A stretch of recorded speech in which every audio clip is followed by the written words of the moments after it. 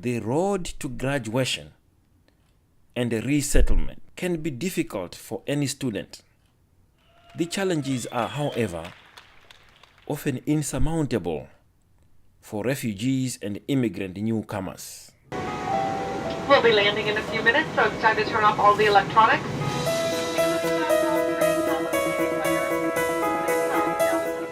Before resettling in the San Francisco Bay Area and throughout the United States of America, most refugees have traveled across dangerous landscapes, experienced the worst of their own humankind, and have lived in numerous refugee camps in order to escape with their lives. One San Francisco-based non-profit organization has identified the need to assist these students and their families during this resettlement process. This is the story about Refugee Transitions. Refugees are resilient, bicultural, multilingual. The refugees come from different parts of the world. Many of them have moved here from places living in multiple refugee camps, have been forced to flee.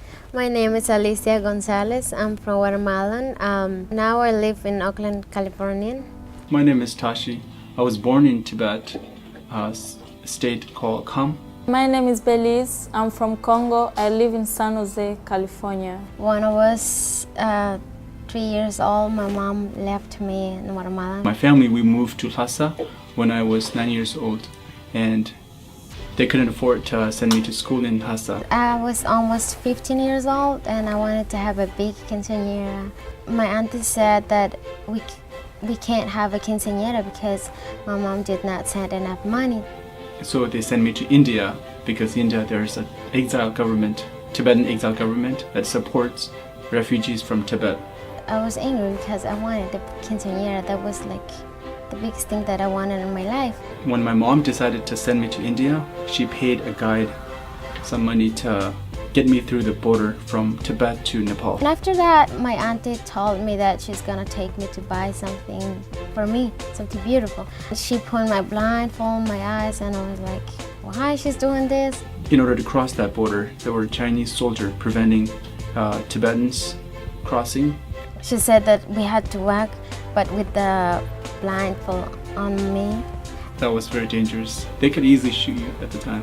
And then she took me the blindfold on my eyes and she showed me the big airplane. It was blue airplane and white. She said that this is your airplane where it's going to take you to your mom. There was a Nepalian peasant, Nepalian kid, we're about the same age, I think same height, and he took off his clothes and he gave it to me, and I gave him my clothes. I wore clay on my face, and I had a huge container over my head, empty container, as I was pretending as if I was a Nepalian peasant. And then I came to California and I saw my mom the first time. That was my first time for me to see her because she left me since I was 3 years old, but I don't even remember her. I was so scared, but managed to get through. They have had the courage to rebuild their lives here and it can be difficult to adapt. Some come to the U.S. with very limited educational backgrounds. We target those students. I never go to school since I was a kid. First, when I came here, it was very, very hard because I didn't speak English. Everything was new. Without English, newcomers struggle to integrate, learn relevant job skills, and navigate life in the U.S. When I first came to the U.S., right away my family enrolled me in high school, and in high school they placed you in a grade based on your age, and I was almost 16 years old, so they placed me in 10th grade right away. And in India, I only finished up to 5th grade. I was going to 6th grade and then I came here. And transition from 5th grade to 10th grade was a very difficult transition, especially never learned any English. Language barrier cannot be understated. Unfortunately, there are simply not enough affordable English classes for all English language learners in the Bay Area. My family, they don't have any knowledge they've never been to school, and they barely speak any English. So it was very hard to get through my classes, and especially being in a class for 8 hours a day and not understanding a word.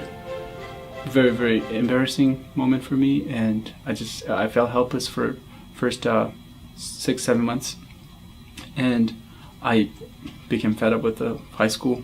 I almost committed suicide. So that's what. Very, very bad. Let's just talk a minute about the strengths and the challenges of the populations that we work with.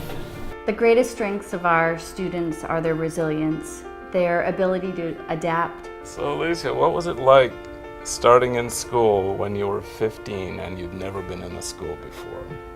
And it was really hard for me because I couldn't speak any English, nothing. And it was really hard to do my homework. Sometimes I don't usually do my homework when I started 9th grade. I told my mom that I was going to go back to India to study, and she didn't like it. She said she worked too hard to bring me here, and that I have to find a way to learn all the material in high school. Social and linguistic isolation are some of the greatest challenges that our students face. In high school, I had no friends. For the first year, no friends. And since I didn't speak any English, I couldn't communicate with anyone. And at that time and at that age of being a teenager, people were very impatient in high school. And if you can't say a word in English, they tend to they don't talk to you. So I felt really lonely. I tried very hard to understand what my teachers were saying, but just couldn't understand it all. And eventually, I almost committed suicide a couple of times, and my mom, she was very, very upset. Refugee Transitions began in 1982 as the Refugee Women's Program in response to a large influx of Southeast Asian refugees that were being resettled in the Tenderloin area of San Francisco. And the founder of the agency realized the need for newcomer families to have volunteers go in their homes and serve as bridges to the community, helping link families to mainstream resources, help them adapt to their new communities. Refugee Transitions' 3 main program areas are education, family engagement, and community leadership. Since the 1980s, Refugee Transitions has been assisting low-income, high-need refugee and immigrant families in becoming self-sufficient in the United States by providing educational, community leadership, and family support programs to help them attain the English language, life, job, and academic skills they need to succeed in their new communities. I joined RT in 2001. My background is in teaching adults English. I was teaching pre-university prep and literacy classes at a local community college. So when I learned about RT and the programs both in the classroom and outside, I was really driven to work at such an agency. I wanted to know more about my students, their background, their culture, their learning styles. I saw the need for more services outside of the class to kind of combine the two. So that's what Refugee Transitions does. It offers services and educational programming inside the classroom and out. Our vision is for all refugees resettled in the Bay Area to thrive. This means at a very early age, young children are entering kindergarten ready to learn. And high school students have the language and academic skills they need to graduate from high school. And our adult students have a strong command of the English language. What makes Refugee Transitions unique is our volunteers and our individualized services that we can provide through our volunteers. So we're thrilled to have you.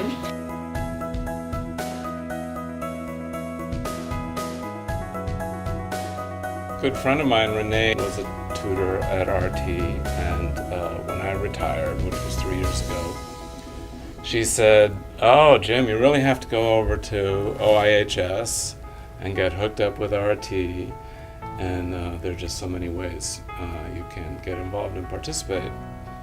And she was right. I went through the Refugee Transitions orientation. At the orientation, you learned a lot about our students, who our students are, where they come from. And then I started volunteering at the after-school homework support, which is at Oakland International High School, which is a fascinating thing to do, and I would recommend it to anybody. RT matches volunteers with students for home-based tutoring. They matched me with Alicia. And when I met Alicia, she had never spoken English in her life, and she was ready to start. At the first date, when I met Mr. Jim, he told me that if he could help me to do my homeworks, and I was like, okay, I needed help from him. In school, I was there for 8 hours, but all I did was listen to teacher talk. I never had an opportunity to practice. From their point of view is that you should have had that practice when you were starting from middle school, not in high school. You don't learn to speak in high school. And they helped me to give me a tutor. She helped me so much, so now I can speak English. I can go back to college to start nursing school. And they helped my sisters to speak good, you know, and now they can have B's, A's, A+. They did good things in our life. I can't forget that. My refugee transition tutors are Timothy and VJ. Timothy came first, and Timothy gave me the opportunity to speak with him, and he would listen and he would correct me, and he showed me around in Albany, where I grew up and where I went to high school. So as I remember, we did the numbers, and we did the colors, and we did the names of the coins, and then I remember doing this. No, not keen. And this, remember? Yeah, I do. Yeah. Volunteers go into the homes, they receive curriculum, they help adult students gain language skills, they help youth students with homework. We work to ensure that all of our youth and adult students have individual educational opportunities and the academic support they need to learn English, build their skills, graduate from high school, enter college, and find employment. And I started going to their home twice a week. And I've been doing that now for almost 2 years. I spend about 2 hours each time. And the level of the lessons has increased very fast. Like in my case, my parents, they were trying to help me in high school, but they've never been to high school, so they don't know how to do it. And if you have someone from refugee, in this case Refugee Transition, that's someone who's well trained and who knows how things works in high school, and that they can help you that. This home-based model was unique and effective, allowing RT to integrate with local newcomer communities and reach linguistically and socially isolated students. By connecting newcomers to home-based volunteer tutors, we're building cross-cultural relationships that grow opportunities and lower social and cultural barriers. My culture was very different from culture in here, and having someone tell you that this culture, I can make that transition, and mainly having connections and knowing that you can blend into this culture. While our programs have grown in scope and capacity, now serving students in Oakland and San Jose, home-based tutoring remains central to our work. Our youth students cannot afford to attend summer camp, and their language and academic skills often slip during the summer months. They have some program, it's called Summer Camp for Kids. Sometimes as refugees, we don't have too much money to support our kids in the summer. So they have the program, they took our kids to go to camp, to make friends, they teach them a lot of things, so our kids can still adjusting in America culture. RT helps refugees pass the citizenship exam and become citizens. Getting the right to vote is especially empowering and liberating in that it gives refugees a voice, as many refugees have had their voices silenced and shut out by brutal political regimes in their countries of origin. Becoming a citizen is a very important process in resettlement in this country, and I'm very thankful that RT is doing that for newcomers such as myself. Our programs are free and effective. 80% of our adult students make language learning gains. 99% of our youth leaders are on track to graduate from high school. Finally, we are dedicated to growing community leadership by recruiting and training adult community navigators, peer tutors, and youth leaders whose resilience, language skills, and cultural competence help us support other members of their communities. Now I am working with Refugee Transition as a community leader to help our community, there's some people who have appointment to the hospital. I can go with them. In DRC, I speak Swahili, French, and I help refugees here to translate them. You know, refugees speak Swahili, I translate Swahili. Refugees speak French, I translate French. Let her know that we're looking for tutors for Congolo and Jerry right now. Okay. Sasa hivi kuna tafuta batura wa Kongolo, bale walimu na Jerry. Asante na shukuru kabisa. She said thanks. Good. Thank you, Lord. Our RT aims to address the evolving needs of our students.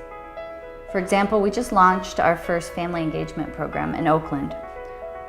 And this is what we've been working towards for years. Families come together, parents are taking English language classes, elementary school age children are playing soccer, working on homework, doing art activities, and preschoolers are engaged in early education programming.